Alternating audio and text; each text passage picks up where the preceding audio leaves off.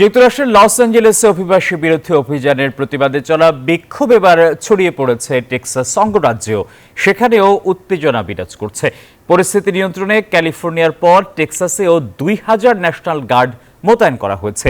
নিরাপত্তা জোরদারে অঙ্গরাজ্যটিতে রাখা হয়েছে 700 মেরিন সদস্য।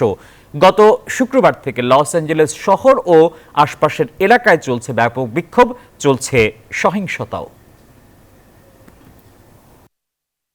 ডোনাল্ড ট্রাম্পের কঠোর অভিবাসন নীতিতে তোলপাড় যুক্তরাষ্ট্র। সম্প্রতি দেশটিতে অবৈধ অভিবাসী শনাক্তে চলা কঠোর অভিযানে ক্ষুব্ধ হয়ে রাস্তায় নামে মানুষ। এর জেরে গেল শুক্রবার থেকে লস অ্যাঞ্জেলেস শহরে এবং তার আশেপাশের এলাকায় ব্যাপক বিক্ষোভ চলছে, সেই সঙ্গে চলছে সহিংসতা। এক পর্যায়ে পুলিশ এবং বিক্ষোভকারীদের মধ্যে বান্ডেল থাকলে প্রতি সেনমানিতে টাকা বাঁচবে। বিকাশ সেনমানি বান্ডেল কিনে জিতুন প্রতি লেনদেনে।